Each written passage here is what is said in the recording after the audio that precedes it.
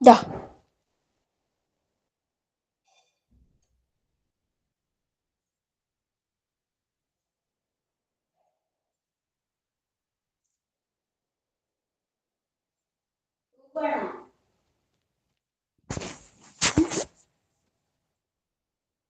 എന്താ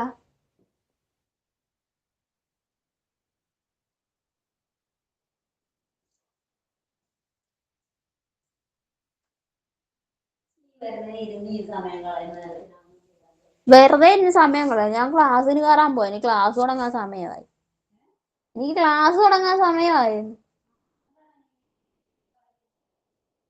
ഏ? ഞാൻ ക്ലാസ്സിൽ ഇരിക്കുക.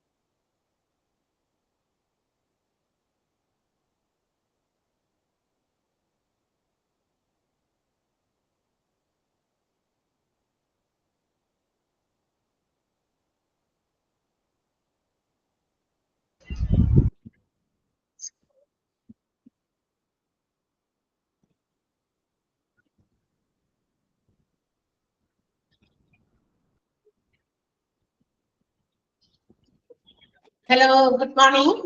Good morning, ma'am.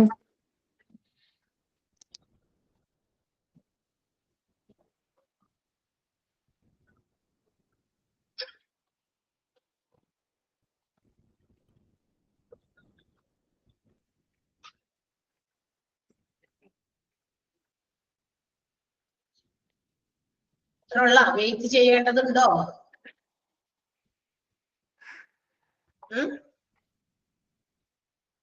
വെയിറ്റ് ചെയ്യണോ നമുക്ക്? അല്ലെങ്കിൽ ഇത്ര ഉണ്ടാവാറുള്ളോ?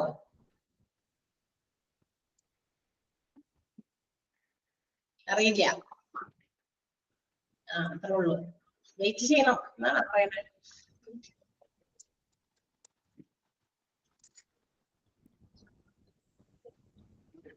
വെയിറ്റ്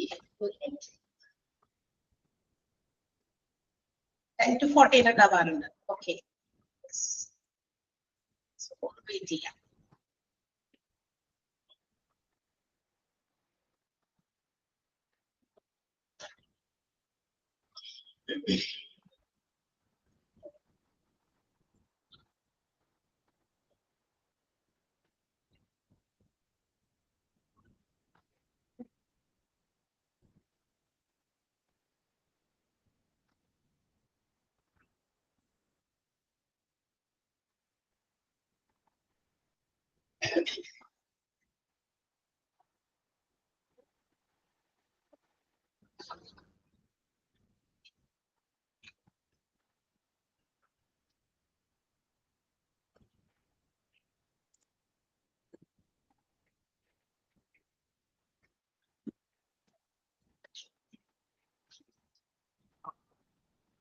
ഓക്കെ, നമുക്ക് തുടങ്ങാം.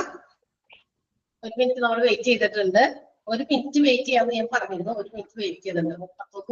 ആദ്യം ഒരു വെയിറ്റ് ചെയ്തു, പിന്നെ ഒരു മിനിറ്റ് കൂടി നമ്മൾ വെയിറ്റ് ചെയ്തു. സോ എക്സ്ട്രാ 2 minutes വെയിറ്റ് ചെയ്യുന്നുണ്ട്. കഴിഞ്ഞ ക്ലാസ്സിൽ നമ്മള് we have already started A new chapter അല്ലെ?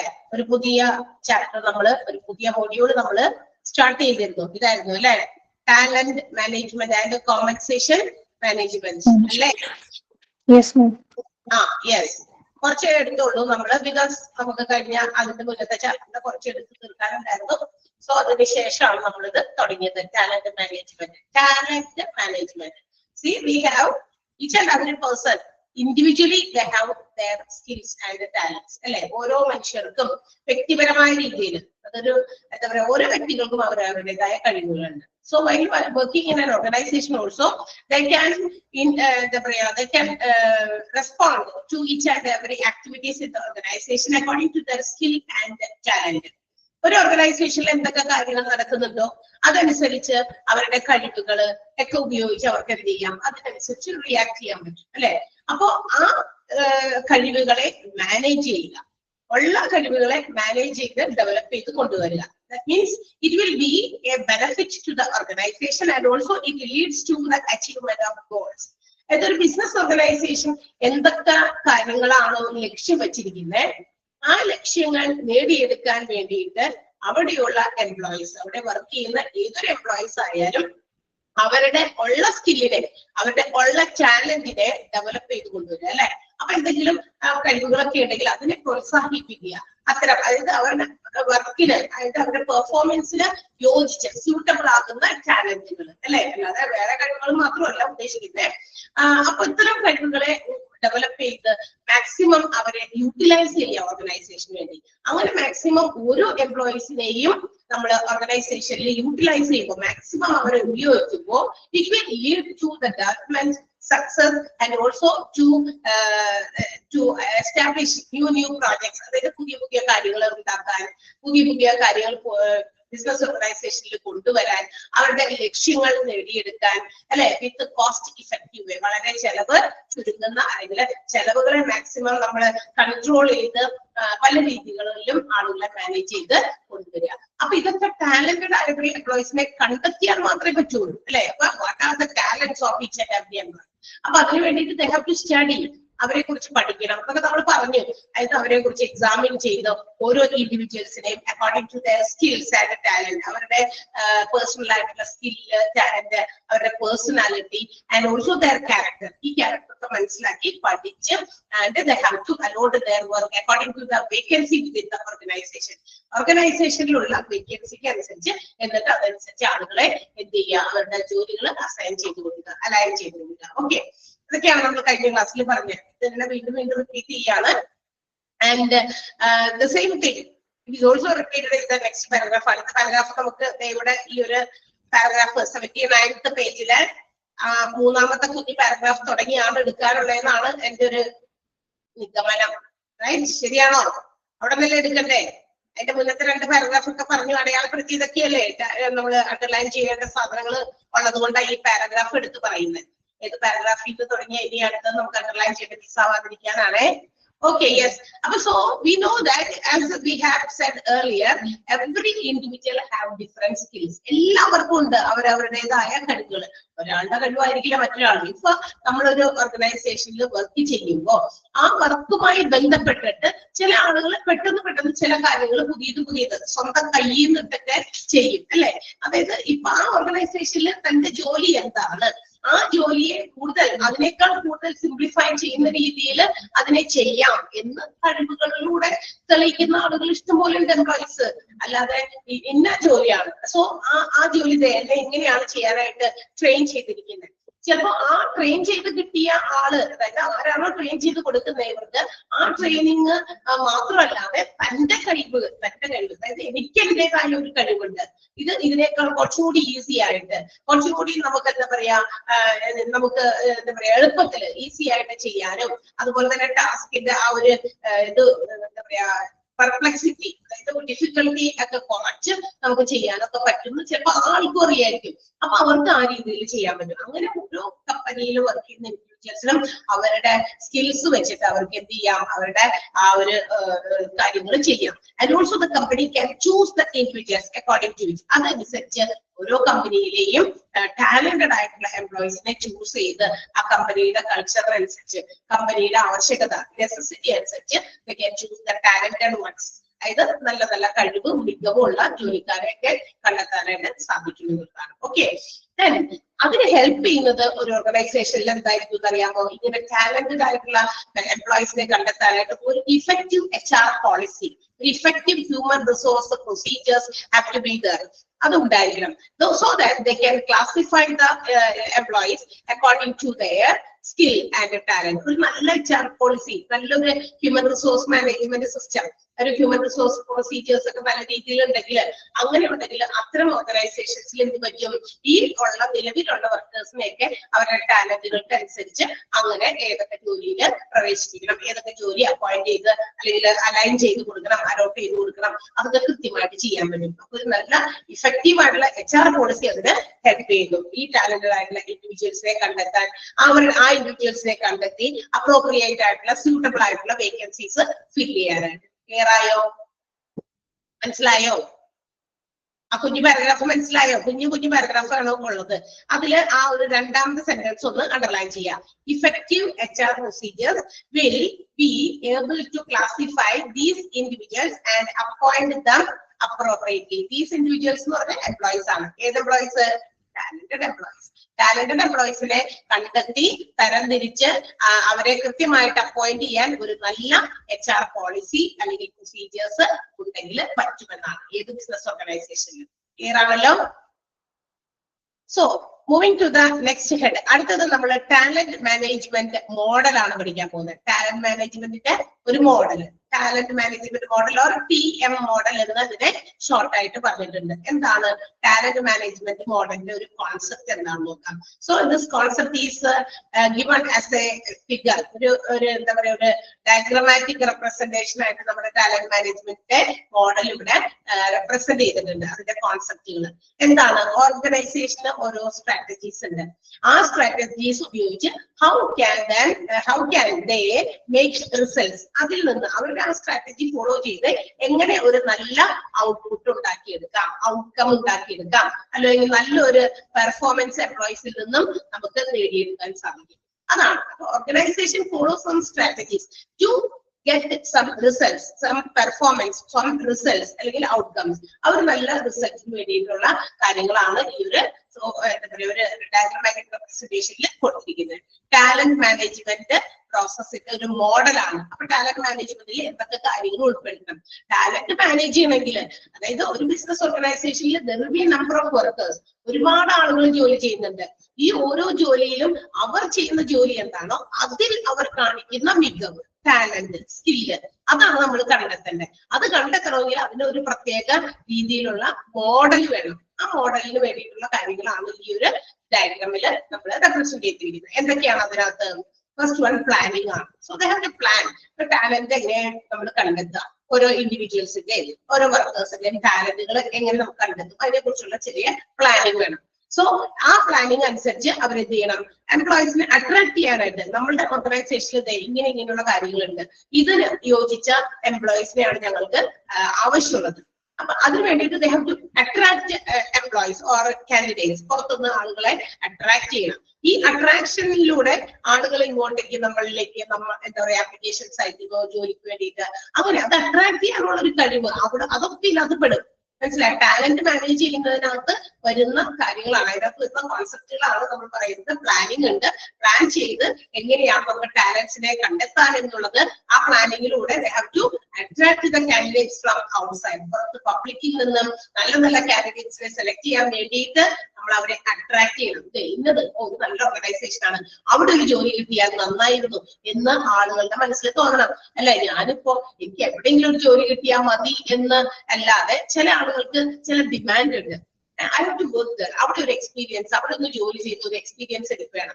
കാരണം നമുക്കറിയാം, നമുക്ക് എപ്പോഴും നമ്മൾ ആരെങ്കിലും നമ്മളോട് പുറത്തിറങ്ങി ചോദിക്കണം, വേറെ ആരും വർക്കിംഗ്, എന്താ ജോലി ചെയ്യുന്നത്, എവിടെ ജോലി ചെയ്യുന്നു എന്ന് ചോദിക്കുമ്പോൾ നമുക്ക് പറയാനായിട്ട്, അതായത് അത്രയും നല്ല ഗുഡ് വില്ലുള്ള നല്ല നല്ല ഓർഗനൈസേഷൻ, നല്ല സൽപ്പേരൊക്കെ ഉള്ള ഓർഗനൈസേഷനിൽ വർക്ക് ചെയ്യാൻ നമുക്ക് താല്പര്യമുണ്ട്. അപ്പൊ അങ്ങനെ താല്പര്യം കാണണമെങ്കിൽ, അത്തരം ഓർഗനൈസേഷനിൽ വർക്ക് ചെയ്യണമെങ്കിൽ ആ ഓർഗനൈസേഷൻ മറ്റുള്ളവരെ അതുപോലെ ആകർഷിക്കാനായിട്ട് നോക്കണം. ആ ആകർഷിക്കുക എന്നുള്ളത് അവരുടെ ഗുഡ് വില്ലിനെ ഡിപ്പെൻഡ് ചെയ്തിരിക്കും. ഓക്കെ, അപ്പൊ അതിന് വേണ്ടിയിട്ട് എംപ്ലോയീസിനെ കിട്ടാൻ വേണ്ടിയിട്ട് എന്ത് ചെയ്യുന്നു, കാൻഡിഡേറ്റ്സിനെ അട്രാക്ട് ചെയ്യണം. അട്രാക്ട് ചെയ്യപ്പെട്ടിട്ട് ആളുകൾ ആപ്ലിക്കേഷൻസ് അയക്കുന്നു.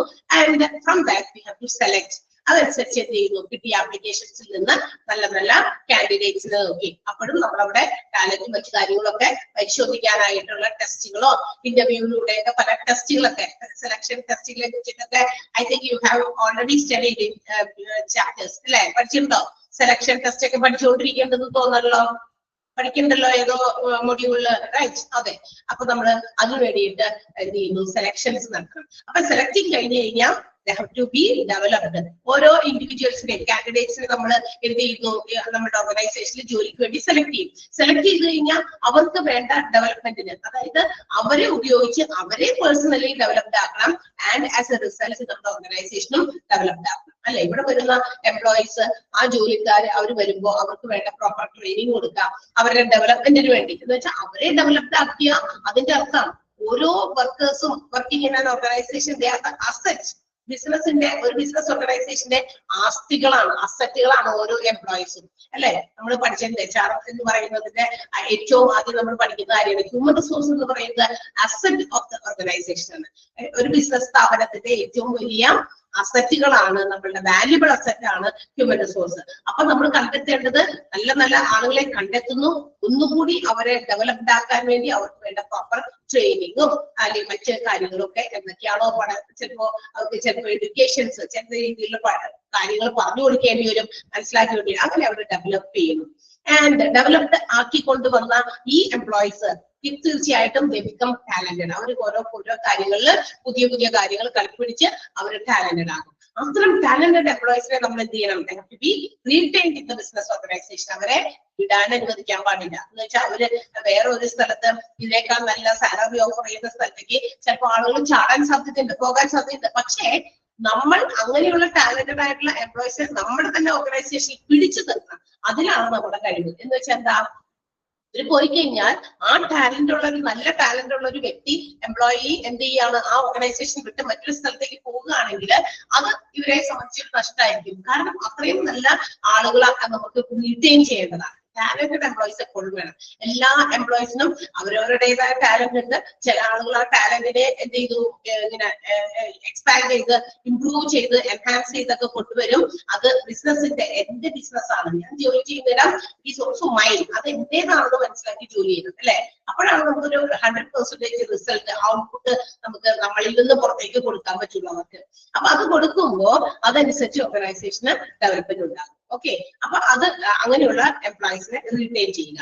ഇനി ചിലപ്പോഴൊക്കെ ചില എംപ്ലോയീസിനെ നമുക്ക് ട്രാൻസിറ്റ് ചെയ്യേണ്ടി വരും. അതായത് പരിവർത്തനങ്ങൾ, മാറ്റങ്ങൾ, അതായത് അധികം ടാലന്റഡ് അല്ലാത്ത ആളുകളില് നമുക്ക് ഇങ്ങനെ ട്രാൻസിറ്റ്, അതായത് അവര് മാറ്റങ്ങൾ വരുത്തി അവരെ നമുക്ക് എങ്ങനെ ഉപയോഗിക്കാം, അങ്ങനെയുള്ള കാര്യങ്ങൾ ഉണ്ടെങ്കിൽ അതും ചെയ്യുക.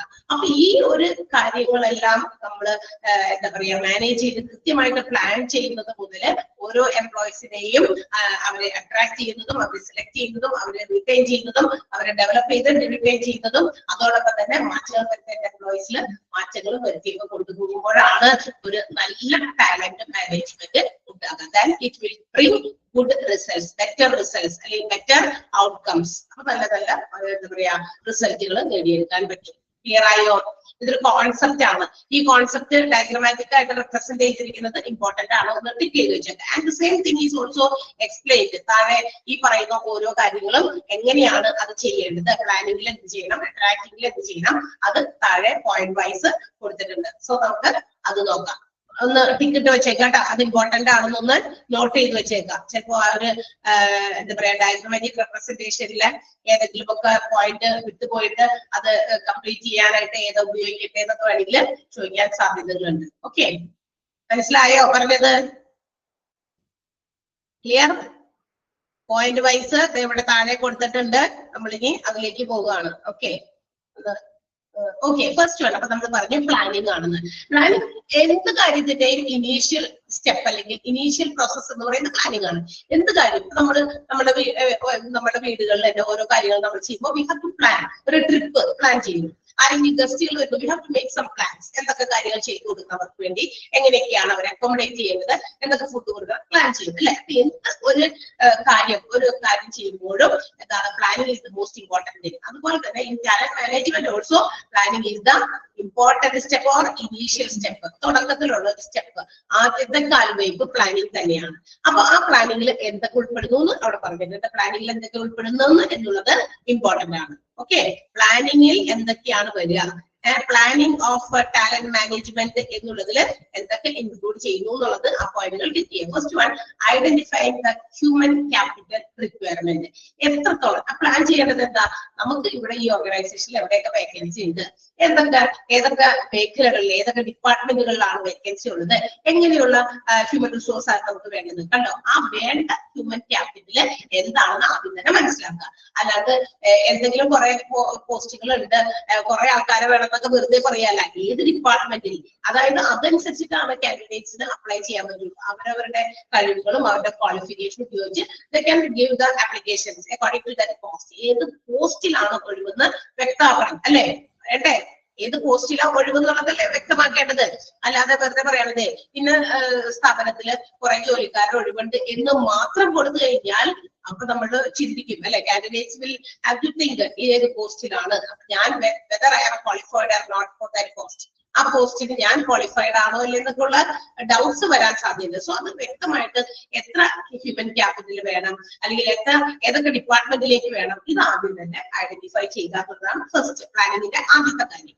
അടുത്തത് developing the job description and key roles. ഈ പറയുന്ന ഹ്യൂമൻ ക്യാപിറ്റൽ റിക്വയർമെന്റ് മനസ്സിലാക്കി കഴിഞ്ഞാൽ നെക്സ്റ്റ് സ്റ്റെപ്പ് എന്ന് പറയുന്നത് ജോബ് ഡിസ്ക്രിപ്ഷൻ ആണ്. ആ വരുന്ന, അതായത് പുതിയതായിട്ട് നമ്മൾ റിക്രൂട്ട് ചെയ്യാൻ പോകുന്ന, സെലക്ട് ചെയ്യാൻ പോകുന്ന എംപ്ലോയീസിന് എന്ത് ജോലി കൊടുക്കണം, ആ ജോലിയെ കുറിച്ചുള്ള ഒരു വിവരണം. ആ ജോലി എന്താണ്, ആ ജോലിയിലുള്ള അവരുടെ ഡ്യൂട്ടീസ് ആൻഡ് റെസ്പോൺസിബിലിറ്റീസ് എന്താണ്, അതൊക്കെ അറിയണം അല്ലെ. ആൻഡ് ഓൾസോ അവരുടെ കീ റോൾസ്, അവർ ഇമ്പോർട്ടന്റ് ആയിട്ട് ആ ഒരു ജോലിയിൽ എന്തൊക്കെയാ ചെയ്യേണ്ടത്, അതൊക്കെ ആദ്യമേ തന്നെ പ്ലാൻ ചെയ്ത് വെക്കാം. പ്ലാൻ ചെയ്ത് വെച്ചാൽ it will be easy. When the candidate is appointed we can provide them അല്ലെ. കാൻഡിഡേറ്റ് അപ്പോയിന്റ് ചെയ്ത ആ കാര്യമൊക്കെ വ്യക്തമായിട്ട് അവർക്ക് പറഞ്ഞ് മനസ്സിലാക്കി കൊടുക്കാം. This is your duty, this is the work you have to perform. ഈ ജോലിയാണ് നീ ചെയ്യേണ്ടത്, ഇതാണ് നിന്റെ റെസ്പോൺസിബിലിറ്റി, ഇതാണ് നിന്റെ കീ റോൾ, നീ ഏറ്റവും ഇമ്പോർട്ടന്റ് ആയിട്ട് നിനക്കുള്ള റോള് ഈ ഓർഗനൈസേഷനിൽ ഇതാണ് വ്യക്തമാക്കി കൊടുക്കണമെങ്കിൽ അത് നേരത്തെ കൂട്ടി പ്ലാൻ ചെയ്ത് വെക്കണം. ഓക്കെ, അപ്പൊ പ്ലാനിങ്ങിന്റെ ഫസ്റ്റ് കാര്യം എന്ന് പറയുന്നത് എത്ര ഹ്യൂമൻ ക്യാപിറ്റൽ റിക്വയർഡ് ആണ് നമ്മുടെ ഓർഗനൈസേഷനിൽ എന്ന് മനസ്സിലാക്കുക. ദെൻ അതിന് വേണ്ടിയിട്ട് ഒരു ജോബ് ഡിസ്ക്രിപ്ഷൻ ഒക്കെ പ്ലാൻ ചെയ്യുക. അതുപോലെ തന്നെ അവർക്ക് കൊടുക്കേണ്ട കീ റോൾസ് എന്തൊക്കെയാണെന്ന് മനസ്സിലാക്കിയിരിക്കുക. Then proposing a workforce plan for recruitment. അതിനുശേഷം എന്താണ്, റിക്രൂട്ട്മെന്റിന് വേണ്ടിയിട്ടുള്ള ഒരു വർക്ക് ഫോഴ്സിനെ നമ്മൾ പ്ലാൻ ചെയ്യണം. ആരൊക്കെയാണ് അതിന് വേണ്ടിയിട്ട് റിക്രൂട്ട്മെന്റിന് വേണ്ടിയിട്ടുള്ള കാര്യങ്ങൾ ചെയ്യുന്ന ജോലിക്കാരൊക്കെയാണ്, ആ വർക്ക് ഫോഴ്സ് ആരാണെന്ന് തീരുമാനിക്കുക. ഇതെല്ലാം നമ്മൾ പ്ലാനിങ്ങിലാണ് ചെയ്യേണ്ടത്. ആരെയൊക്കെ റിക്രൂട്ട് ചെയ്യണം, ആ റിക്രൂട്ട്മെന്റ് ഏത് രീതിയിൽ ചെയ്യണം, അതിന് വേണ്ടിയിട്ടുള്ള ആൾക്കാരുണ്ട്. റിക്രൂട്ട്മെന്റ് എന്ന് പറഞ്ഞാൽ ആർക്കെങ്കിലും വന്ന് നീ അപ്പോയിന്റഡ് ആണ് അങ്ങനെയല്ല. ഒരു വർക്ക് ഫോഴ്സ്, കുറച്ച് പ്രൊഫഷണൽസിന്റെ കയ്യിൽ നമ്മൾ സ്വാഭാവികമായിട്ട് നമുക്കറിയാം ഹ്യൂമൻ റിസോഴ്സ് മാനേജ്മെന്റുകാരാണ് റിക്രൂട്ട്മെന്റ് മുതൽ റിട്ടയർമെന്റ് വരെയുള്ള എഡ്യൂസെറ്റ് കാര്യങ്ങൾ എംപ്ലോയീസിന്റെ ചെയ്യുന്നത്. അപ്പൊ അതിന് ആ ജോലി അല്ലെങ്കിൽ ആ റിക്രൂട്ട്മെന്റ് നടത്താൻ പോകുന്നവരാരാണോ ആ ഒരു വർക്ക് ഫോഴ്സിനെ നേരത്തെ കൂട്ടി പ്രപ്പോസ് ചെയ്യാം, ഡിസൈഡ് ചെയ്യാം. Okay, these all things are included in planning of talent management. Talent management plan ചെയ്യുന്നതിൽ വരുന്ന പ്രധാനപ്പെട്ട കാര്യങ്ങളാണ് ഈ പറഞ്ഞ മൂന്നെണ്ണം. ഏതൊക്കെയാണത്? Identifying human capital requirement.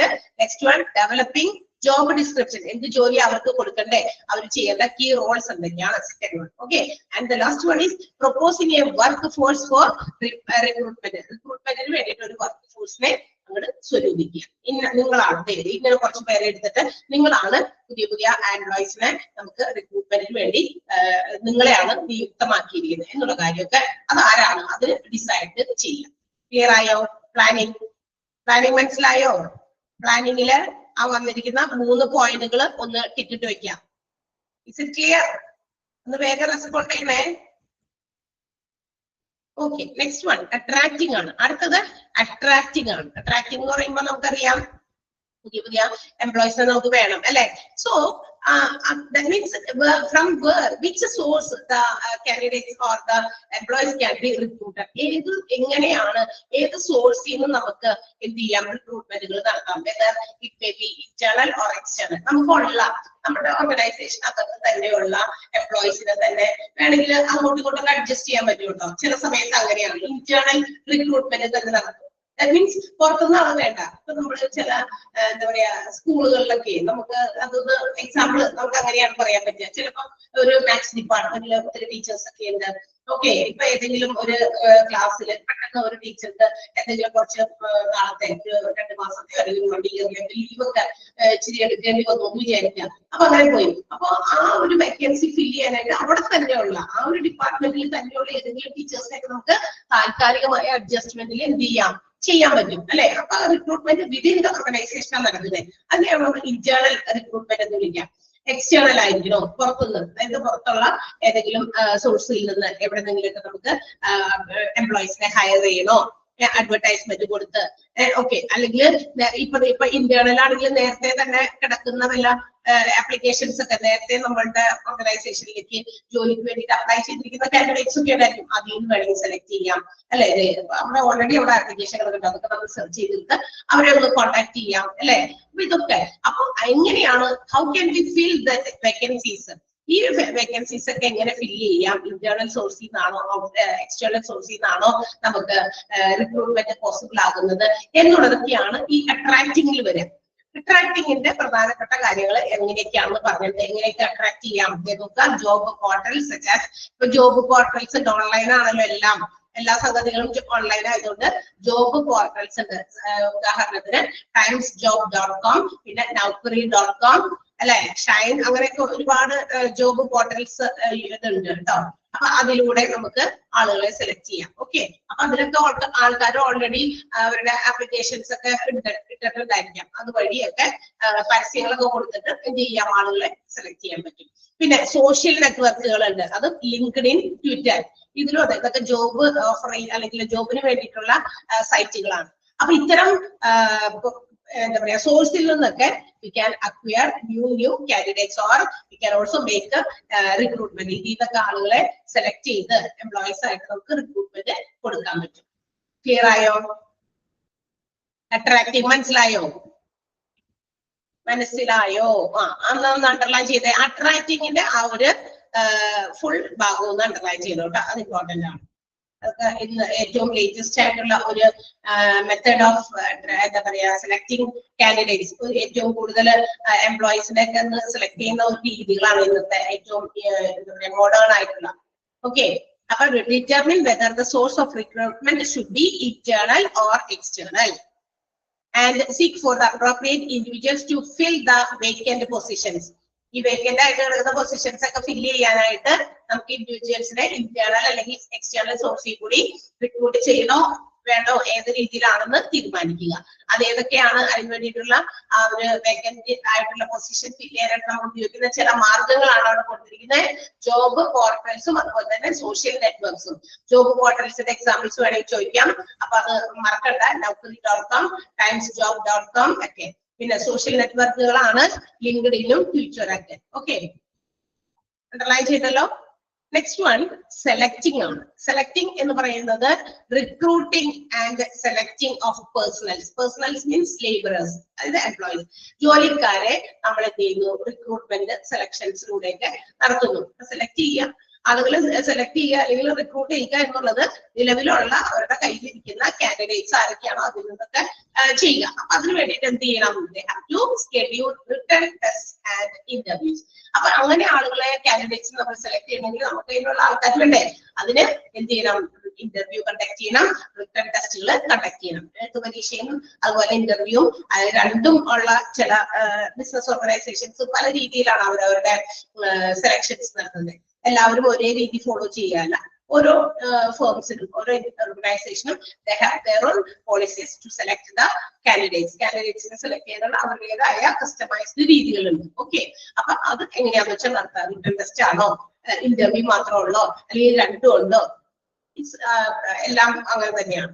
പിന്നെ scrutinising the most suitable candidate for the profile. അതിൽ നിന്ന് അപ്പൊ ഇന്റർവ്യൂസ് ഒക്കെ നടത്തി അതുപോലെ തന്നെ അവരുടെ ടെസ്റ്റുകളൊക്കെ നടത്തുക, അവരുടെ ആ കാൻഡിഡേറ്റ്സിന്റെ പ്രൊഫൈലിൽ നിന്ന് ഏറ്റവും സ്യൂട്ടബിൾ ആയിട്ടുള്ളവരെ തെരഞ്ഞെടുക്കുക. ഒരുപാട് കഴിവുള്ള ഒരുപാട് ക്വാളിഫൈഡ് ആയിട്ടുള്ള ആളുകൾ കേട്ടോ. ഇന്ന് എഡ്യൂക്കേഷൻ എന്ന് പറയുന്നത് ഒരുപാട് എന്താ പറയാ നല്ല പുരോഗതിയിൽ എത്തി നിൽക്കുന്ന ഒരു ഇതാണ്. കാരണം എല്ലാവരും പഠിക്കണം എന്നുള്ള ചിന്തയാണ്. ഒരുപാട് ക്വാളിഫൈഡ് ആയിട്ടുള്ള ആളുകൾ എന്താണ് നമ്മുടെ പുറത്തുണ്ട്. ജോലി ഉള്ളവരും ഇല്ലാത്തവരും പ്രൈവറ്റ് ഫേംസിൽ വർക്ക് ചെയ്യുന്നവരും ഒക്കെ ഉണ്ട്. അപ്പൊ ഇതിൽ നിന്നൊക്കെ നമുക്ക് ഏറ്റവും നല്ല സ്യൂട്ടബിൾ ആയിട്ടുള്ള നമ്മുടെ ഓർഗനൈസേഷന് ഏറ്റവും സ്യൂട്ടബിൾ ആയിട്ടുള്ള ആളുകളെ കണ്ടെത്തുക. അതൊക്കെ സെലക്ഷനിലാണ് വരിക. സെലക്ഷനിൽ വരുന്ന ആ പോയിന്റ്സും ഒന്ന് അണ്ടർലൈൻ ചെയ്യുക. രണ്ടെണ്ണം സെലക്ഷനിലെ സ്റ്റെപ്സ് ഏതൊക്കെയാണ് ചോദിക്കും. Scheduling written test and interviews, scrutinising the most suitable candidate for the profile. അവരുടെ പ്രൊഫൈലിന് യോജിച്ച രീതിയിലുള്ള കാൻഡിഡേറ്റ്സിനെ തെരഞ്ഞെടുക്കുക. ക്ലിയർ ആയോ?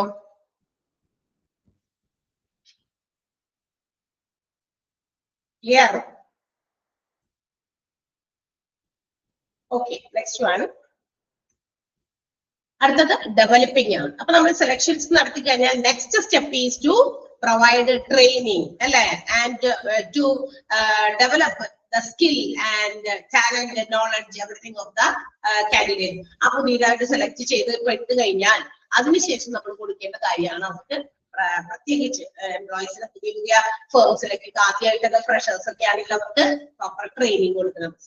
ആ ഓർഗനൈസേഷന്റെ ജോലി അവരവിടെ ചെയ്യാൻ പോകുന്ന ജോലി എന്താണോ അതിനനുസരിച്ചുള്ള ട്രെയിനിങ് അവർക്ക് പ്രൊവൈഡ് ചെയ്യണം. ഓക്കെ, ട്രെയിനിങ് ഇല്ലാതെ നമുക്ക് എംപ്ലോയീസിനെ ഡെവലപ്പ് ചെയ്ത് കൊണ്ടുവരാനായിട്ട് ബുദ്ധിമുട്ടാണ്. ഇനി ചിലപ്പോഴൊക്കെ ട്രെയിനിങ് കൊടുത്തു, കുറച്ച് നാളൊക്കെ ജോലി ചെയ്തു, ഇടയ്ക്ക് അതുപോലെ തന്നെ പുതിയ പുതിയ മാറ്റങ്ങൾ, ന്യൂ ഇന്നോവേഷൻസ് ഒക്കെ, പുതിയ ടെക്നോളജി ഉപയോഗിക്കുന്നതോ അല്ലെ ഒക്കെ കൊണ്ടുവരികയാണെങ്കിൽ അതും അവർക്ക് പറഞ്ഞ് മനസ്സിലാക്കി കൊടുക്കണം.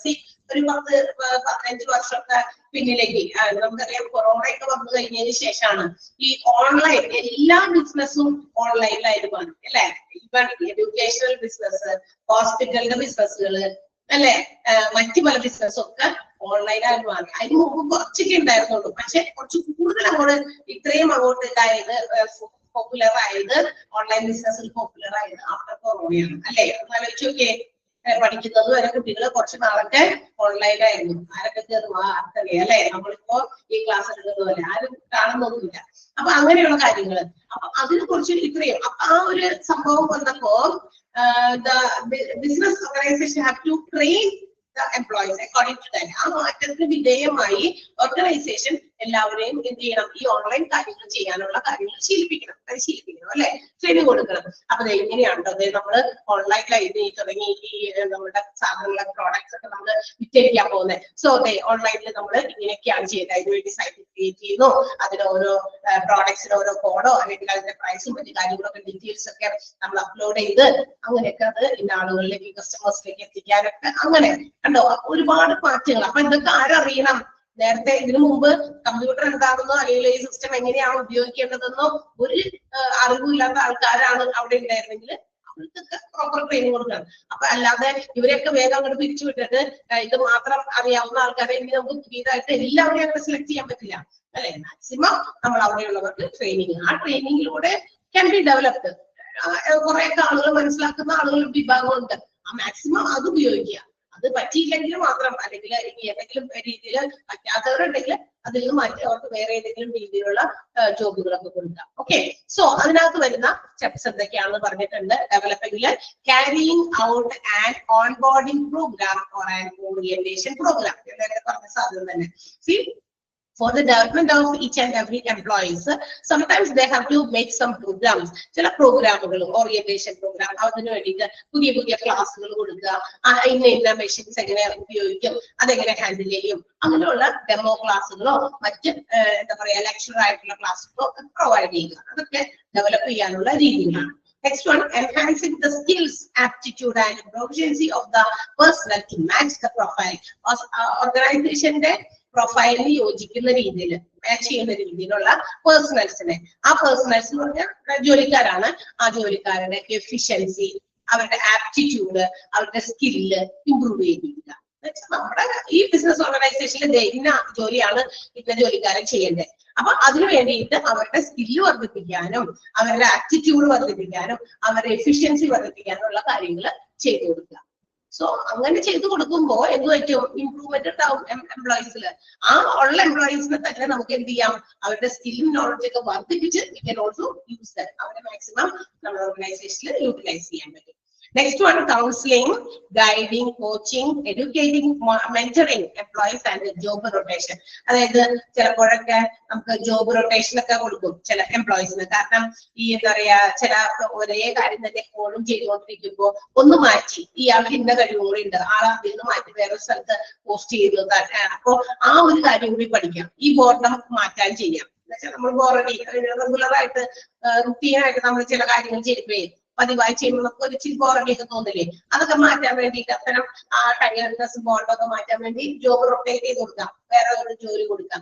അപ്പൊ അവിടെയും ആളുടെ സ്കില്ലും നോളജും വർദ്ധിപ്പിക്കാൻ സാധിക്കും. അപ്പൊ അതിന് വേണ്ടിയിട്ടുള്ള ചില അങ്ങനെയുള്ള കൊടുക്കുമ്പോൾ എംപ്ലോയീസിന് ചിലപ്പോ പെട്ടെന്നൊക്കെ അങ്ങോട്ടേക്ക് അത്തരം ജോലി ആക്സെപ്റ്റ് ചെയ്യാൻ ചിലപ്പോൾ പറ്റിയെന്ന് വരില്ല. അപ്പൊ അതിന് വേണ്ടിയിട്ടുള്ള ഗൈഡൻസ് പ്രൊവൈഡ് ചെയ്യുക, കൗൺസിലിംഗ് കൊടുക്കുക, അവരെ പഠിപ്പിച്ചു കൊടുക്കുക, മെന്റർ ചെയ്യാൻ പറഞ്ഞാൽ പഠിപ്പിക്കുക, അതിന് വേണ്ടിയിട്ട് മനസ്സിലാക്കി കൊടുക്കുക, അവരൊപ്പം നിന്ന് എല്ലാ കാര്യങ്ങളും ചെയ്തു കൊടുക്കുക. സോ അതും ഒക്കെ ഡെവലപ്പിംഗിന്റെ ഒരു ഭാഗമാണ്. അപ്പൊ എന്ത് ചെയ്യാൻ പറ്റും? ആ ഓർഗനൈസേഷൻ എംപ്ലോയീസിന് പല കാര്യങ്ങളെ കുറിച്ചിട്ടും അറിവും നേടാൻ സാധിക്കും, അല്ലെ? പല കാര്യങ്ങളും കൈകാര്യം ഹാൻഡിൽ ചെയ്യാൻ പറ്റും. അതാണ്. ക്ലിയർ ആണോ? ഡെവലപ്പിംഗ് എന്ന് പറയുന്ന പോയിന്റ്, ഡെവലപ്പിംഗിന്റെയും ആ 3 പോയിന്റുകൾ ഒന്ന് അണ്ടർലൈൻ ചെയ്യാം കേട്ടോ. 3 പോയിന്റുകൾ, ഓരോ ഇതിൽ വന്നിരിക്കുന്ന പോയിന്റുകൾക്ക് ഇമ്പോർട്ടൻസ് ഉണ്ട്. 3 സ്റ്റെപ്സ് ഡെവലപ്പിംഗില്. ഓക്കെ, നെക്സ്റ്റ് വൺ റീറ്റെയിനിങ് ആണ്. റീറ്റെയിനിങ് എന്ന് പറഞ്ഞാൽ എന്താ? നിലനിർത്തുക, അല്ലെ? അതായത് നമ്മളുടെ ഏത് ബിസിനസ് ഓർഗനൈസേഷനിലും employees have to be retained for a longer time. എത്ര ദീർഘകാലം നിർത്താൻ എംപ്ലോയീസിന് നിൽക്കാൻ പറ്റുമോ അങ്ങനെ നിൽക്കണം. അല്ലാണ്ട് ഇവിടെ നിന്ന് അങ്ങോട്ട് ചാടി അവിടെ ഇപ്പുറത്തോട്ട് ചാടി അങ്ങനെ ചാടിപ്പോകാൻ ഇട കൊടുക്കരുത് ഓർഗനൈസേഷൻ. അങ്ങനെ ചാടിപ്പോകാൻ ഇട കൊടുക്കാതിരിക്കണമെങ്കിൽ something has to be done by the organisation. അങ്ങനെയാണെങ്കിൽ ഓർഗനൈസേഷന്റെ ഭാഗത്ത് നിന്ന് ഏറ്റവും ഇമ്പോർട്ടന്റ് ആയിട്ട് ചില കാര്യങ്ങൾ ചെയ്യണം. ഓർഗനൈസേഷന്റെ എക്സിസ്റ്റൻസ്, നിലനിൽപ്പ് തന്നെ എംപ്ലോയീസിന്റെ സർവൈവൽ അല്ലെങ്കിൽ ഒരു റിട്ടൻഷൻ കൂടിയാണ്. അല്ലാതെ ഇപ്പൊ ഒരു ജോലി കയറി 1 മാസം കഴിയുന്നതിന് മുമ്പ് ആള് അവിടെ നിന്ന് പോയി ഞാൻ ഇവിടെ പോകുകയാണ്, വേറെ ജോലി കിട്ടിയെന്ന് പറഞ്ഞാൽ ആൾ പോകുന്നു. അങ്ങനെ വരുന്ന എംപ്ലോയീസ് ഒക്കെ തന്നെ ഇട്ടുകൊണ്ട് പോകണമെങ്കിൽ എന്തെങ്കിലും തരത്തിലുള്ള നെഗറ്റീവ് ആയിട്ടുള്ള എന്തെങ്കിലും സംഭവങ്ങൾ ആ ഓർഗനൈസേഷനിൽ ഉണ്ടാകണം. അതുകൊണ്ടാണ്. അപ്പൊ അതായത് വൺ ഡേ എക്സ്പെക്ട്, അതായത് എംപ്ലോയീസ് വരുമ്പോൾ അവർ നമ്മളൊരു സ്ഥലത്ത് ജോലി കിട്ടുമ്പോൾ വി എക്സ്പെക്ട് സംതിങ്. നമ്മൾ ഒരുപാട് കാര്യങ്ങൾ പ്രതീക്ഷിക്കുന്നുണ്ട്. ഗുഡ് വർക്കിംഗ് കണ്ടീഷൻ, അല്ലെ? അതുപോലെ തന്നെ good corporation from the coworkers, മറ്റുള്ള ജോലിക്കാരിൽ നല്ലൊരു സഹകരണം പ്രതീക്ഷിക്കുന്നുണ്ട്. And also good dealings from the മാനേജ്മെന്റിൽ നിന്ന് നല്ലൊരു ഡീലിംഗ്സ് നമ്മൾ പ്രതീക്ഷിക്കുന്നുണ്ട്. അല്ലെങ്കിൽ റീസണബിൾ കോമ്പൻസേഷൻ, നമുക്ക് വേണ്ട നമ്മൾ അർഹിക്കുന്ന ഒരു compensation, may be the form of salary or wages, ശമ്പളമായിട്ടോ കൂലിയായിട്ടോ എനിക്ക് അർഹതയുണ്ട് ഇത്രയും കൂലിക്ക്, ഞാൻ അത്രയും കഷ്ടപ്പെട്ട് ആ ജോലി ചെയ്യുന്നുണ്ട്, അപ്പൊ ഞാൻ ഈ ഒരു കൂലിയല്ല ഇതിൽ കൂടുതൽ അർഹിക്കുന്നുണ്ട്. So if it is beyond their expectation, ഇങ്ങനെ ഒരുപാട് പ്രതീക്ഷകളുമായി വരുന്ന എംപ്ലോയീസ് അവരുടെ ആ എക്സ്പെക്ടേഷന് എന്ത് ചെയ്യാൻ പറ്റുന്നില്ല, ആ എക്സ്പെക്ടേഷൻ ഫുൾഫിൽ ചെയ്യാൻ ഓർഗനൈസേഷന് സാധിക്കുന്നില്ല എങ്കിൽ തീർച്ചയായിട്ടും എന്ത് ചെയ്യും ലേബേഴ്സ് അല്ലെങ്കിൽ employees will leave from the organization, അല്ലെ? ഓർഗനൈസേഷൻ വിട്ടുപോകും. വേറെ സ്ഥലത്തേക്ക് ഇതിനേക്കാൾ നല്ല സ്ഥലം തേടി പോകും. സോ ഇമ്പോർട്ടന്റ് ആണ്.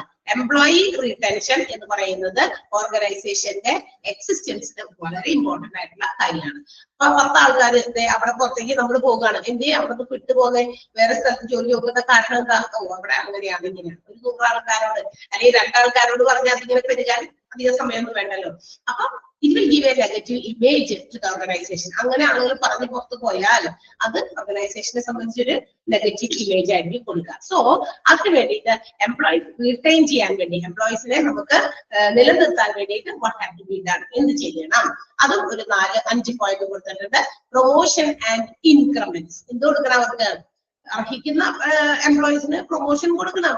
ഞാൻ ഇതിന് അർഹനാണ്, ഞാൻ ഇത്ര വർഷത്തെ എക്സ്പീരിയൻസ് എനിക്കായി, ഞാൻ എത്ര ഒരു 20 വർഷമായി ഞാൻ ഇവിടെ ജോലി ചെയ്യുന്നു, വന്നപ്പോ എന്ത് ജോലിയാണ് ചെയ്ത അന്ന് തുടങ്ങി ഇതുവരെ ചെയ്തുകൊണ്ടിരിക്കുന്നത്, എനിക്ക് ഇതുവരെയും പ്രൊമോഷൻ ആയില്ല, എനിക്ക് ഇതുവരെയും സാലറി ഇൻക്രിമെന്റ് വന്നില്ല. ഇൻക്രിമെന്റ് മീൻസ് വർധനവ്. എന്തിലാ വർധനവ് വേണ്ടേ? എന്തിലായിരിക്കും വർധനവ് വേണ്ടത്? Obviously it is salary or wages. അവർക്ക് വന്ന കാലഘട്ടത്തിൽ എത്രയാണോ കൂലി കൊടുത്തിരുന്നത് അല്ലെങ്കിൽ ശമ്പളം കൊടുത്തിരുന്നത് അത് തന്നെ ഇപ്പോഴും കൊടുത്തുകൊണ്ടിരിക്കുകയാണെങ്കിൽ അതൊക്കെ ഒരു മടുപ്പാണ് എംപ്ലോയീസിനെ സംബന്ധിച്ച്, അല്ലേ? അങ്ങനെയല്ലേ ആവുക? അങ്ങനെയല്ല, പറയാമോ? അങ്ങനെയല്ലല്ലോ ആരും. അതെ, പ്രൊമോഷൻ ആൻഡ് ഇൻക്രിമെന്റ് എക്സ്പെക്ട് ചെയ്യുന്നുണ്ട് എംപ്ലോയീസ്. അത് കൊടുക്കണമെങ്കിൽ കൊടുക്കണം. അങ്ങനെ അല്ലെങ്കിൽ പറയും ഞാൻ വന്നപ്പോ തുടങ്ങി ഇത്ര രൂപയ്ക്ക് ശമ്പളത്തിനെ കരുതി, ഇപ്പോഴും അത് തന്നെ 10 വർഷമായി വന്നിട്ട്. അപ്പൊ അങ്ങനെ വരുമ്പോ എംപ്ലോയീസിന്റെ മനസ്സിലൊരു ഫീലിംഗ് ആണ്, പിന്നെ why should I B here? ഞാൻ എന്തിന് ഇനിയും ഇവിടെ തൂങ്ങി പിടിച്ച് നിൽക്കണം? എനിക്ക് സംബന്ധിച്ച് ഈ എക്സ്പീരിയൻസ് വെച്ച്, ഇത്രയും വർഷത്തെ എക്സ്പീരിയൻസ് വെച്ച് കുറച്ചും കൂടി എന്താ പറയാ, കുറച്ചും കൂടി ഇമേജ്ഡ് ആയിട്ടുള്ള ഒരു ഓർഗനൈസേഷനിൽ വർക്ക് ചെയ്യാം, കുറച്ചും കൂടി സാലറി കൂട്ടി കിട്ടുന്നിടത്ത് ജോലി ചെയ്യാം. അങ്ങനെ വിട്ടിട്ട് പോകും. അതാണ്. അപ്പൊ നിലനിർത്തണമെങ്കിൽ ഇങ്ങനെയുള്ള കാര്യങ്ങൾ ചെയ്യണം. Providing opportunities for growth by handing over special projects. ഇനി അവർക്ക് കിട്ടുന്ന അവസരങ്ങൾ ഉണ്ടെങ്കിൽ ആ പുതിയ പ്രോജക്റ്റുകൾ അവരിലേക്ക് ഹാൻഡ് ഓവർ ചെയ്യാം കേട്ടോ. അതിന് വേണ്ടിയിട്ടുള്ള അപ്പൊ അവർക്കൊരു വളർച്ചയാണ്. ഇപ്പൊ നമ്മളിപ്പോ ഇങ്ങനെ ഒരു ജോലി ചെയ്തുകൊണ്ടിരിക്കുമ്പോ നിനക്ക് ഇത് ചെയ്യാൻ പറ്റുമെന്ന് ഓർഗനൈസേഷൻ വിശ്വസിച്ച് നമ്മളെ എന്തെങ്കിലും പുതിയ കാര്യം ഏൽപ്പിക്കുക, അത് ആളുടെ വളർച്ച എന്ന് വെച്ചാൽ ഇതും കൂടി കൈകാര്യം ചെയ്യാൻ ഞാൻ എന്താ പറയാ എലിജിബിൾ ആണ് എന്ന് തോന്നിയിട്ട് ഓർഗനൈസേഷൻ നമ്മളെ അങ്ങനെ ഒരു കാര്യം ഏൽപ്പിച്ചിരുന്നത്. സോ ഇറ്റ്സ് മൈ ഗ്രോത്ത്, അതെന്റെ വളർച്ചയാണ്, അല്ലെ? ഞാൻ അത്രയും ഉയർന്നു എന്നുള്ളതാണ് അതിൽ നിന്ന് മനസ്സിലാക്കുന്നത്. അപ്പൊ വളരാനുള്ള സാഹചര്യങ്ങൾ ആ എംപ്ലോയീസിന് ഉണ്ടെങ്കിൽ അത് പ്രൊവൈഡ് ചെയ്യുക, അല്ലാതെ താഴ്ത്തുകയല്ല. തുടങ്ങി ഇങ്ങനെ തന്നെ അങ്ങനെ ആകരുത്. ഓക്കെ. Participative decision making. ഇനി എന്ത് ചെയ്യണം?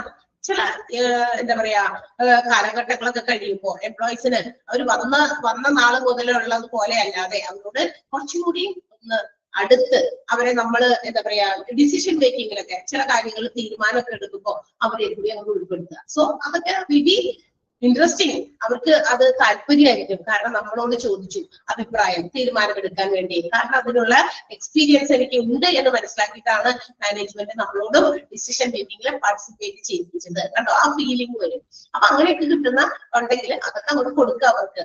എംപ്ലോയീസിനെ സാറ്റിസ്ഫൈഡ് ആക്കാൻ, എംപ്ലോയീസിനെ റീറ്റെയിൻ ചെയ്യിപ്പിക്കാനൊക്കെ ഇത് വളരെയധികം ഹെൽപ്പ് ചെയ്യും. Okay. Teaching new job skills. പുതിയ സ്കില്ലുകൾ, അവരുടെ ജോലിയിലുള്ള പുതിയ സ്കില്ലുകൾ പഠിപ്പിച്ചു കൊടുക്കുക. അപ്പൊ നേരത്തെ ഞാൻ പറഞ്ഞ ഒരു ഉദാഹരണം. ഓക്കെ. ഇപ്പൊ കമ്പ്യൂട്ടർ ഉപയോഗിക്കാൻ പോലും പ്രത്യേകിച്ച് അതൊന്ന് ഓൺ ചെയ്യാൻ പോലും അറിയില്ലാത്ത ആളുകൾ ഉണ്ടായിരുന്നത് ഇപ്പോ ഏത് ബിസിനസ് ഓർഗനൈസേഷനിൽ ചെന്നാലും നമുക്ക് കാണാം കമ്പ്യൂട്ടർ എന്ന് പറയുന്ന ഈ ഒരു മെഷീനറി, ഇലക്ട്രോണിക് മെഷീൻ ഇല്ലാത്ത ഒരു സ്ഥാപനം നമുക്ക് കാണാൻ പറ്റില്ല. So they are all capable of handling it. എല്ലാവരും അവിടെ ഉള്ളവര് ഇത് ഹാൻഡിൽ ചെയ്യാൻ എന്താ പറയാ എലിജിബിൾ ആയി അല്ലെങ്കിൽ കേപ്പബിൾ ആയി എന്നാണ് അതിന്റെ അർത്ഥം. അതെന്തുകൊണ്ട്? അത് ഇത്രയും അധികം നമ്മൾ ഉപയോഗിക്കാൻ തുടങ്ങിയത് ഈ അടുത്ത കാലഘട്ടങ്ങളിലാണ്, അധികം ദൂരമൊന്നും അല്ല. എല്ലാം ഇത്രയും പോപ്പുലർ ആയിട്ട് നമ്മൾ ഉപയോഗിക്കാൻ തുടങ്ങിയത്. അപ്പൊ എല്ലാം നമ്മൾ കമ്പ്യൂട്ടർ ഉപയോഗിച്ചിട്ടാണ് അല്ലേ ചെയ്യുന്നത്. അപ്പൊ അതുകൊണ്ട് അങ്ങനെയുള്ള സ്കില്ലുകളൊക്കെ അറിയില്ലാത്തവർക്കും പറഞ്ഞു കൊടുത്താൽ പഠിക്കാൻ പറ്റുന്ന എല്ലാവരും ആണ്. കാരണം അതിനുള്ള നോളജ് ഉണ്ട് ഇന്നത്തെ ആളുകൾക്ക്, കുട്ടികൾക്കൊക്കെ. സോ അത് ഉണ്ടെങ്കിൽ അവരെ മനസ്സിലാക്കി പഠിപ്പിച്ചു കൊടുക്കുക. Identify the individuals contribution and efforts. ഓരോ ഇൻഡിവിജ്വൽസിന്റെയും എഫേർട്ട്, ഇപ്പൊ ഓരോ എംപ്ലോയീസും അവർ കൊടുക്കുന്ന എഫേർട്ട്, അതുപോലെ അവരുടെ കോൺട്രിബ്യൂഷൻ, ഞാൻ എന്താണോ ഈ എന്റെ ഓർഗനൈസേഷന് വേണ്ടി കോൺട്രിബ്യൂട്ട് ചെയ്യുന്നത് അത്, അതുപോലെ തന്നെ എന്റെ effort they have to understand. അത് ആര് മനസ്സിലാക്കണം? ഓർഗനൈസേഷൻ മനസ്സിലാക്കണം. ആ ഓരോ ഇൻഡിവിജ്വലും നമ്മുടെ ഓർഗനൈസേഷന് വേണ്ടി അവരുടേതായ എഫേർട്ട് ഉണ്ട്, അവരുടേതായ കോൺട്രിബ്യൂഷൻ തരുന്നുണ്ട്, അത് മനസ്സിലാക്കണം. മനസ്സിലാക്കുക എന്നുള്ളതാണ്. എംപ്ലോയീസിന്റെ എഫേർട്ടും അതുപോലെ തന്നെ അവരുടെ കോൺട്രിബ്യൂഷൻസും മനസ്സിലാക്കാതെ പോകരുത്. സോ അങ്ങനെയൊക്കെ മനസ്സിലാക്കി കഴിയുമ്പോൾ ആ ഒരു ഫീലിംഗ്, നീ നന്നായി ചെയ്തു, ആ ഒരു കോൺട്രിബ്യൂഷൻ വെരി വെൽ ആണ്, ഗുഡ് ആണ്, ഒരു അപ്രീസിയേഷൻ ഒക്കെ ആരാഗ്രഹിക്കാത്ത ഇല്ല, ഞാൻ നല്ല കാര്യം ചെയ്തു, അങ്ങനെ നിരന്തരം ചെയ്തുകൊണ്ടിരിക്കുകയാണ്. അപ്പൊ നമ്മൾക്ക് ഒരു എന്താ പറയാ ഒരു അപ്രീസിയേഷൻ കിട്ടാൻ നമ്മൾ ആഗ്രഹിക്കില്ലേ? ഒരു നല്ല വാക്ക്, എന്തിനാണ് ഇവിടേക്കൊക്കെ പോണേ, നമ്മുടെ വീടുകളിൽ നമ്മൾ കഞ്ഞി വെക്കുന്നു, കറി വെക്കുന്നു, പുതിയ ഫുഡ് ഐറ്റംസ് യൂട്യൂബിലൊക്കെ നോക്കി പരീക്ഷിക്കുന്നു. ഇതുകൊണ്ടൊക്കെ നമ്മളുടെ പ്രിയപ്പെട്ടവർക്ക് നമ്മൾ സെർവ് ചെയ്യുമ്പോ അവരുടെ കയ്യിൽ നിന്ന് ഒരു നല്ല വാക്ക്, രസ ഇന്ന് നല്ല സൂപ്പറായിട്ട് ഉണ്ടാക്കിയെന്നല്ലോ, അത് കേൾക്കുമ്പോ ഇനിയിപ്പോ എന്താ വേറെ ഒന്നും വേണ്ട, ഒരു വലിയ എമൗണ്ട് ഒന്നും നമുക്ക് കയ്യിൽ തരണ്ട, അതിനേക്കാൾ വലിയ ഒരു വാല്യൂ ആണ് നമുക്ക് ആ വേർഡ്സിൽ നിന്ന് കിട്ടുക. അങ്ങനെയല്ലേ? നിങ്ങൾക്ക് അങ്ങനെ ഇല്ല ആണോ? എല്ലാവരും അത് തന്നെ. അപ്പൊ അത് നമ്മളെല്ലാവരും ആഗ്രഹിക്കുന്നുണ്ട്. അതുപോലെ തന്നെയാണ് നമ്മൾ ഇപ്പൊ നമ്മുടെ വീട് എന്ന് പറയുന്നത് ഒരു ശരിക്കും പറഞ്ഞാൽ അതുപോലെ അതിനെ അകത്ത് നമ്മൾ ചെയ്യുന്ന ജോലികൾ, ഒരു എംപ്ലോയിയെ പോലെ നമ്മൾ ചെയ്യുന്ന ജോലി കൂലിയില്ലാത്ത ജോലിയാണ് അല്ലെ, ജോലിയൊന്നും ഇല്ല, പക്ഷെ എങ്കിലും ആ ജോലി നമ്മൾ ചെയ്യുന്നത്. പക്ഷെ അതിന്റെ കൂലി എന്ന് പറയുന്നത് ഇതുപോലെയുള്ള നല്ല വാക്കുകളാണ് അല്ലെ. അതിന് നമുക്ക് ഇനി റിവാർഡൊന്നും വേണമെന്നില്ല. പക്ഷെ ഈ ഗുഡ് വേർഡ്സ് അത് എംപ്ലോയീസും ആഗ്രഹിക്കുന്നുണ്ട് ഇൻ ആൻ ഓർഗനൈസേഷൻ മാനേജ്മെന്റിന്റെ ഭാഗത്തുനിന്ന്. അതെന്തെങ്കിലും മനസ്സിലാക്കിയിട്ടുണ്ടെങ്കിൽ തീർച്ചയായിട്ടും അവരുടെ കോൺട്രിബ്യൂഷന് വില കൊടുക്കുക, അവരുടെ എഫേർട്ടിന് വില കൽപ്പിക്കുക, അത് വേർഡ്സ് ആയിട്ടോ മറ്റേതെങ്കിലും രൂപത്തിലോ പ്രകടമാക്കുക.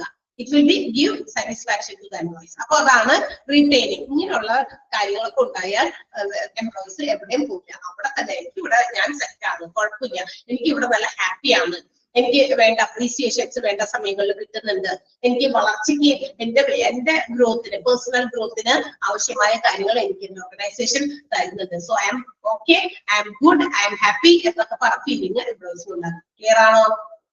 5 പോയിന്റും അണ്ടർലൈൻ ചെയ്യാം കേട്ടോ. അതിന്റെ കൂടെ തന്നെ for organisational existence and survival employee retention is important, is vital എന്നാണ് അവിടെ കൊടുത്തേക്കണേ. ഓർഗനൈസേഷന്റെ നിലനിൽപ്പിനും സർവൈവലിനും എന്താണ് എംപ്ലോയിനെ റിട്ടൈൻ ചെയ്യേണ്ടത് വളരെ അത്യാവശ്യമാണ്. അതിന്റെ 5 പോയിന്റുകളാണ് താഴെ കൊടുത്തിരിക്കുന്നത്. Okay, and the next one is transitioning. Transitioning എന്താണ്? ട്രാൻസിറ്റ് ചെയ്യാന്ന് പറഞ്ഞാൽ ട്രാൻസ്ഫോർമേഷൻ ആണ്, പരിവർത്തനം, മാറ്റം, അതാണ് ഉദ്ദേശിക്കുന്നത്. ടാലന്റ് മാനേജ്മെന്റ് എയിം ചെയ്യുന്നത് ഒരു എന്താ പറയാ ഓവറോൾ ട്രാൻസിഷൻ ആണ്, ഓവറോൾ ട്രാൻസ്ഫോർമേഷൻ ആണ് എംപ്ലോയീസിന്റെ. എങ്ങോട്ടേക്ക്? To achieve the organisational goal. നമ്മൾ ഒരു ഓർഗനൈസേഷനിലുള്ള എല്ലാ എംപ്ലോയീസും ട്രാൻസ്ഫോം ആകണം, എന്ന് വെച്ചാൽ മാറ്റം വരുത്തണം. കാരണം ഓർഗനൈസേഷന്റെ ഗോൾ അത് എന്റെ ഗോളാണെന്ന് മനസ്സിലാക്കി നമ്മൾ മാറണം അല്ലെ. നമ്മളൊരു ജോലി സ്ഥാപനത്തിൽ വരുന്നു, എന്റെ ജോലി നോക്കുന്നു, ഞാൻ പോകുന്നു, അങ്ങനത്തെ മൈൻഡാകരുത്. ഞാൻ ജോലിക്ക് വരുന്നു, ഇത് എന്റെ ഓർഗനൈസേഷൻ ആണ്, the development of my organisation is the development of mind അല്ലെ. ഇവിടുത്തെ വികസനം എന്ന് പറയുന്നത് എന്റെ കൂടി വികസനമാണ്. കാരണം പുറത്ത് പറയാലോ നമുക്ക്, ഞാൻ ഇന്ന ഓർഗനൈസേഷനിലാണ് വർക്ക് ചെയ്യുന്നത് അല്ലെ. അപ്പൊ ആ ഒരു ഡെവലപ്ഡ് ആയിട്ടുള്ള ഓർഗനൈസേഷന്റെ ഭാഗമാകാൻ നമുക്ക് കഴിയുന്നുണ്ടെങ്കിൽ നമ്മളത് പറയണം, എന്റെ കൂടി എഫേർട്ട് കൊണ്ടാണ് അത് ഡെവലപ്ഡ് ആയിരിക്കുന്നത്. അപ്പൊ ഓരോ ഇൻഡിവിജ്വൽസും ഓരോ എംപ്ലോയീസും have to think like that. അവരെല്ലാവരും മനസ്സിലാക്കണം. അങ്ങനെ മനസ്സിലാക്കാൻ വേണ്ടി അവർ മാറണം. എന്ന് വെച്ചാൽ കയറി വരുമ്പോ ഞാൻ ഒരു പുറത്തുനിന്നുള്ള ഒരാളാണ്, എംപ്ലോയി ആയിട്ട് ഞാൻ പുതിയതായിട്ട് കയറുന്നു, ഇവിടെ വന്ന് കുറച്ച് ദിവസങ്ങൾക്കോ അല്ലെങ്കിൽ കുറച്ച് സമയങ്ങൾക്കോ ഉള്ളില് we have to be transformed to achieve the goals of the organization. ഓർഗനൈസേഷന്റെ ലക്ഷ്യം അവരെന്താ വെച്ചേക്കണെന്ന് വെച്ചാൽ അത് അച്ചീവ് ചെയ്യാൻ വേണ്ടി ഞാനും കൂടി ചെയ്യണം, ഇറങ്ങി പുറപ്പെടണം. ഓക്കെ, അതെങ്ങനെ നമുക്ക് സാധ്യമാക്കാം? എങ്ങനെയാണ് ആ ട്രാൻസിഷനിങ്, ആ ഒരു മാറ്റം നമുക്ക് എങ്ങനെ കൊണ്ടുവരാൻ പറ്റും? Retirement benefits to the employees അല്ലെ. അതായത് എംപ്ലോയീസ് ഒക്കെ റിട്ടയർ ചെയ്തൊക്കെ പോകുമ്പോൾ അവർക്ക് അതിൻ്റെതായ റിട്ടയർമെന്റ് ബെനിഫിറ്റുകളൊക്കെ ഇവയൊക്കെ പ്രൊവൈഡ് ചെയ്യാം. അപ്പൊ അവര് പോകുമ്പോ അവര് 10 ആളോട് പറയും, പുറത്തിറങ്ങിയ കണ്ടോ ഞാൻ റിട്ടയർ ചെയ്തോടുന്നു, പക്ഷെ എന്റെ ഓർഗനൈസേഷൻ എന്നെ മറന്നിട്ടില്ല, റിട്ടയർ ചെയ്തപ്പോഴും എനിക്ക് കിട്ടേണ്ടതായ ബെനിഫിറ്റ്സ് ഒക്കെ തന്നിട്ടാണ് റിട്ടയർമെന്റ്. ഓക്കെ, അത് പിന്നെ കണ്ടക്ടിങ് എക്സിറ്റ് ഇന്റർവ്യൂസ്, അതായത് റിട്ടയർ ചെയ്ത് പോകുന്ന സമയത്ത് അത്തരം എംപ്ലോയീസിനെ ഒന്ന് പോകുന്ന സമയത്ത്, സാധാരണ ഇന്റർവ്യൂ എപ്പോഴാണ് നിർത്തുക? നമ്മള് റിക്രൂട്ട്മെന്റിന്റെ സമയത്ത് ഇന്റർവ്യൂ ഉണ്ട് അല്ലെ, വരുന്ന സമയത്ത് ഒരു പുതിയ എംപ്ലോയീസിനെ നമ്മൾ കാൻഡിഡേറ്റ്സിനെ ഇന്റർവ്യൂ ചെയ്തിട്ടാണ് നമ്മൾ എംപ്ലോയ്മെന്റ് കൊടുക്കുന്നത്, ജോലി കൊടുക്കുന്നത്. പക്ഷെ എക്സിറ്റ് ഇന്റർവ്യൂസും ഇന്ന് ഓർഗനൈസേഷൻസ് കണ്ടക്ട് ചെയ്യുന്നുണ്ട്. While they are leaving the organisation, പോകുന്ന സമയത്ത്, റിട്ടയർ ചെയ്ത് പോകുന്ന സമയത്ത് എങ്ങനെയൊക്കെയായിരുന്നു, what was the experience, how do you feel now, ഇതൊക്കെ ഇങ്ങനെ കുറെ ചോദ്യങ്ങളൊക്കെ ചോദിച്ച് അവരുടെ ആ ഒരു റിവ്യൂ നമുക്ക് എടുക്കാം, കളക്ട് ചെയ്യാം. അത് ഒരു വലിയ മുതൽക്കൂട്ടാണ്. ഓക്കെ, അവർ ഇത്രയും നാളും ജോലി ചെയ്ത് സേവനം ചെയ്തത് വളരെ സാറ്റിസ്ഫൈഡ് ആയിട്ടാണ്, ഹാപ്പി ആയിട്ടാണ്, അങ്ങനെയുള്ള ആ ഒരു ഫീഡ്ബാക്ക് ഒക്കെ കളക്ട് ചെയ്യുന്നത് നല്ലതായിരിക്കും. അതൊക്കെ മാറ്റങ്ങളാണ്. Succession planning or internal promotions, അതായത് ഇടയ്ക്കിടയ്ക്കുള്ള പ്ലാനിങ്ങുകൾ എന്ന് വെച്ചാൽ ഒരു പ്ലാനിങ് എന്ന് പറയുന്നത് ഒരു എന്താ പറയാ വൺ സ്റ്റെപ്പ് പ്രോസസ് അല്ല, ഇങ്ങനെ കണ്ടിന്യൂ ചെയ്തുകൊണ്ടിരിക്കുന്നു. നമ്മുടെ പുതിയ പുതിയ കാര്യങ്ങൾ വരുമ്പോൾ പുതിയ പുതിയ പ്ലാനിങ്ങുകൾ കൊണ്ടുവരണം. ഇന്റേണൽ പ്രൊമോഷൻസ്, അകത്തുള്ള എംപ്ലോയീസിന്റെ പ്രൊമോഷൻസ് ഉണ്ടെങ്കിൽ അത് പ്രൊവൈഡ് ചെയ്യുക. ഇതൊക്കെ എന്തെയും മാറ്റങ്ങൾ കൊണ്ടുവരും ആരില്, എംപ്ലോയീസിന്റെ ട്രാൻസിഷൻ അല്ലെങ്കിൽ ട്രാൻസ്ഫോർമേഷൻ. എന്തിനാണ്? ഓർഗനൈസേഷന്റെ ഗോൾസ് അച്ചീവ് ചെയ്യാനായിട്ട് ഉള്ളതാണ്. അപ്പൊ അങ്ങനെയാണ് ഈ പറയുന്ന കാര്യങ്ങൾ നമുക്ക് ചെയ്യാൻ പറ്റുന്നത്. ബെനിഫിറ്റ്സ് കൊടുക്കുക, റിട്ടയർമെന്റ് ബെനിഫിറ്റ്സ് പ്രൊവൈഡ് ചെയ്യുക, അതുപോലെ തന്നെ എക്സിറ്റ് ഇന്റർവ്യൂസ് കണ്ടക്ട് ചെയ്യുക, അതുപോലെ സക്സസീവ് പ്ലാനിങ്സും ഇന്റേണൽ പ്രൊമോഷൻസും പ്രൊവൈഡ് ചെയ്യുക. ക്ലിയർ ആയോ? മനസ്സിലായോ? ആ ആദ്യത്തെ സെന്റൻസ് ഒന്ന് അണ്ടർലൈൻ ചെയ്യാം. ട്രാൻസിഷനിങ് എന്ന് പറയുന്നതിന്റെ ഫസ്റ്റ് സെന്റൻസ് കേട്ടോ, അത് അണ്ടർലൈൻ ചെയ്തിട്ട് ആ 3 പോയിന്റുകളും ടിക്ക് ചെയ്യാം.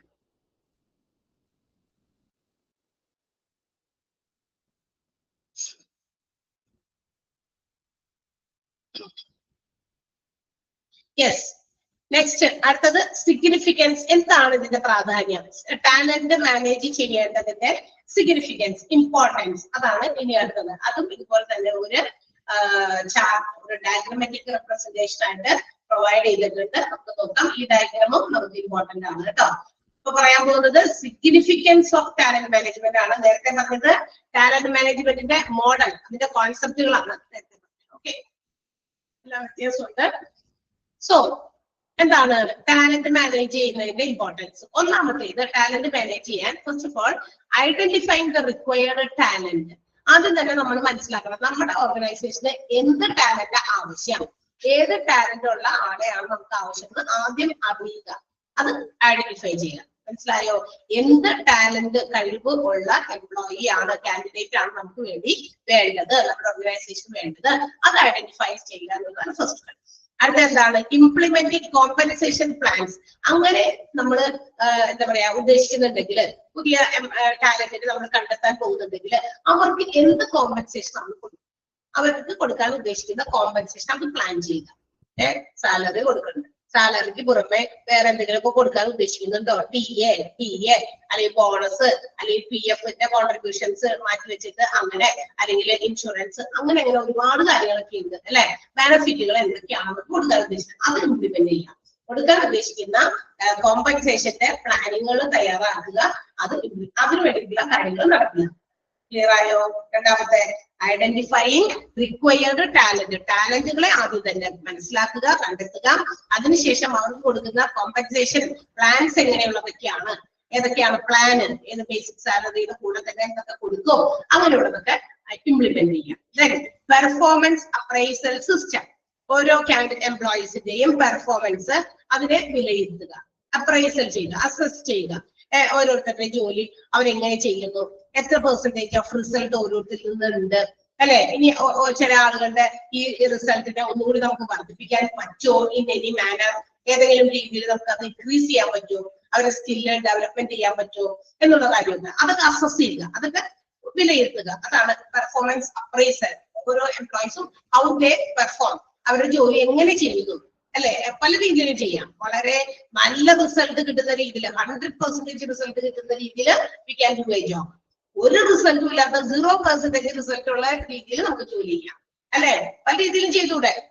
ഉഴപ്പി വേണോ വേണ്ടതൊക്കെ വെച്ച് നേരം വൈകി അങ്ങനെ ചെയ്ത് ഇങ്ങനെ ചെയ്ത് അവിടെ ഓടി ഇവിടെ ഓടി ഓർഗനൈസേഷനിൽ മറ്റുള്ള ആളുകൾക്ക് തലവേദന സൃഷ്ടിച്ചൊക്കെ വേണ്ടി നമുക്ക് നടന്ന് ജോലി ചെയ്യാം. അതേസമയം വളരെ കോൺസെൻട്രേറ്റഡ് ആയിട്ട് ഞാൻ എന്റെ ജോലി ചെയ്ത് തീർക്കുന്നത് വരെ ഒരു കാര്യത്തിലും വേറെ എൻഗേജ്ഡ് ആവില്ല.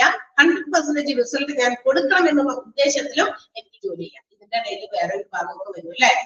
സോ എനിവേ അപ്പൊ അതൊക്കെ അസസ് ചെയ്യുക, അത് ചെയ്യണം, മനസ്സിലാക്കണം ഓരോരുത്തരുടെയും പെർഫോമൻസ്. ദെൻ നർച്ചറിങ് ദ ടാലന്റിനെ പരമാവധി നമ്മൾ ഉപയോഗിക്കുക, അല്ലെ? നർച്ചർ ചെയ്യുക അവരുടെ ആ ടാലന്റ്. എംപ്ലോയീസ് ടാലന്റഡ് ആണെങ്കിൽ അത് നമ്മൾ ഉയർത്തി കൊണ്ടുവന്ന് ഡെവലപ്പ് ചെയ്ത് അവരെ നമുക്ക് അതിന് വേണ്ടിയിട്ട് നമ്മുടെ ഓർഗനൈസേഷന് വേണ്ടി അവരുടെ ടാലന്റുകൾ ഉപയോഗിക്കാം. Okay, next one retaining the talent.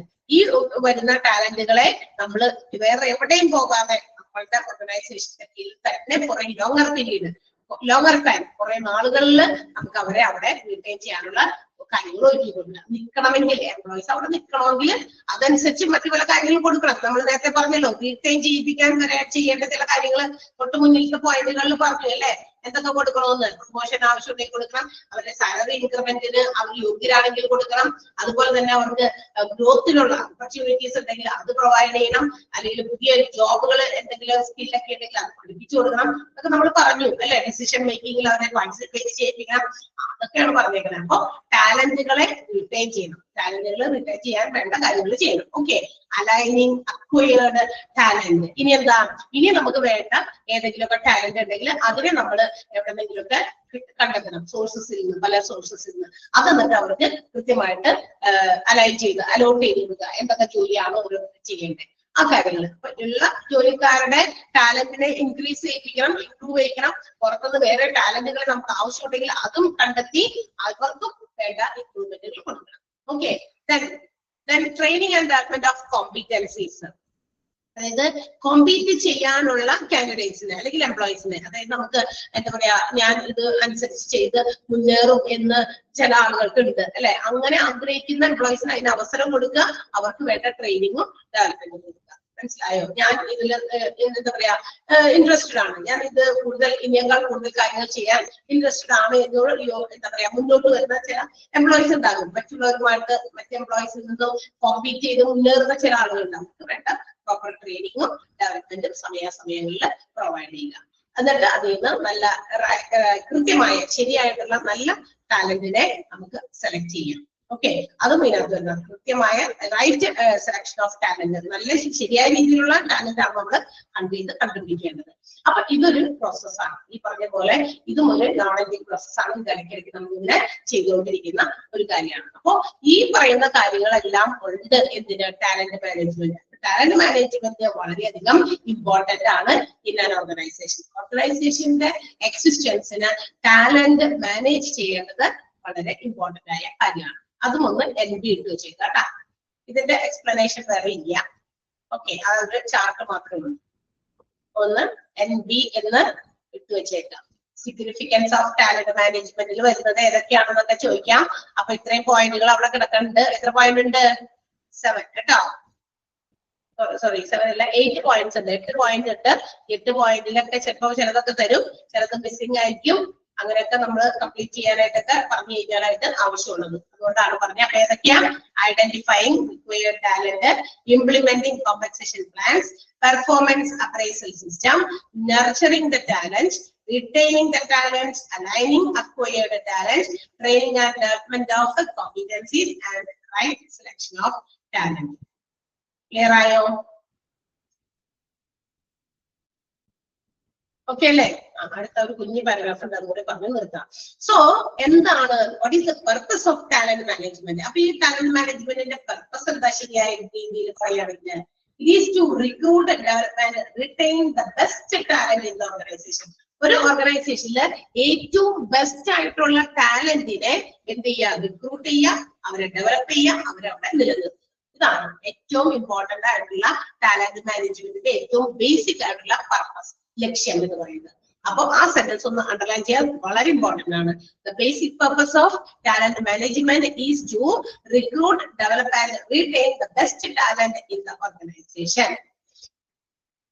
അപ്പൊ അതിനുവേണ്ടി ആരാണ് പരിശ്രമിക്കേണ്ടത്? നല്ല ടാലന്റിനെ കണ്ടെത്താനായിട്ട് എന്ത് വേണമെന്ന് നമ്മൾ നേരത്തെ പറഞ്ഞല്ലോ, HR പ്രൊസീജിയർ ഇഫക്റ്റീവ് ആയിരിക്കണം. ഹ്യൂമൻ റിസോഴ്സ് പ്രൊസീജിയേഴ്സ് ഇഫക്റ്റീവ് ആണെങ്കിൽ നമുക്ക് നല്ല ടാലന്റ്സിനെ കണ്ടെത്താൻ പറ്റും. അപ്പൊ അങ്ങനെയാണെങ്കിൽ HR department, human resource department have to always try to make sure that the employees have right skills and qualities, and also they will be there in the organization for a longer time. Longer time അല്ലെ. ഇത് അപ്പൊ HR department എന്ത് ചെയ്യണം, എപ്പോഴും എന്താ പറയാ try ചെയ്തുകൊണ്ടിരിക്കണം. Endeavours means to try കേട്ടാ, പരിശ്രമിച്ചുകൊണ്ടിരിക്കണം. എന്തിനു വേണ്ടിയിട്ട്?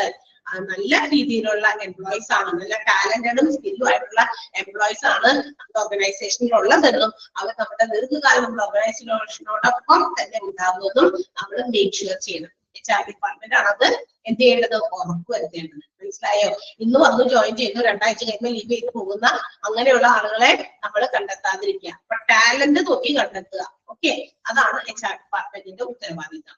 സോ ആ ഒരു സെന്റൻസും അണ്ടർലൈൻ ചെയ്തേക്കുക കേട്ടോ, ലോങ്ങർ ടൈം വരെ.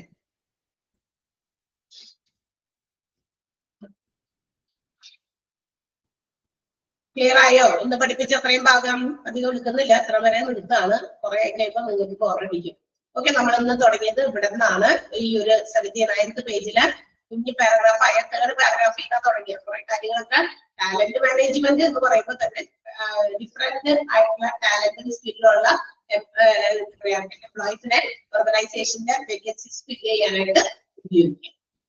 എന്നിട്ട് മാക്സിമം യൂട്ടിലൈസ് ചെയ്യുക. അതിന് HR പ്രൊസീജിയേഴ്സ് നല്ല രീതിയിൽ ഫോളോ ചെയ്താൽ നമുക്ക് നല്ല ടാലന്റഡ് ആയിട്ടുള്ള കാൻഡിഡേറ്റ്സിനെ കണ്ടെത്താൻ സാധിക്കും. പിന്നെ ഒരു കോൺസെപ്റ്റ് ഓഫ് ടാലന്റ് മാനേജ്മെന്റ് അല്ലെങ്കിൽ അതിന്റെ ടാലന്റ് മാനേജ്മെന്റിന്റെ മോഡലിന്റെ കോൺസെപ്റ്റ് നമ്മൾ പറഞ്ഞു. അത് ഒരു ചാർട്ട് രൂപത്തിൽ ഡയഗ്രാം രൂപത്തിൽ കൊടുത്തിട്ടുണ്ട്. അതിന്റെ എക്സ്പ്ലനേഷൻസിലും ഓരോ കാര്യങ്ങൾ പറഞ്ഞിട്ടുണ്ട്. And significance of talent management അവിടെ വരെയാണ് നമ്മൾ പറഞ്ഞിരുന്നത് കേട്ടോ. അപ്പൊ അടുത്ത ദിവസം എടുക്കാം. മതിയില്ലേ? മതിയാ?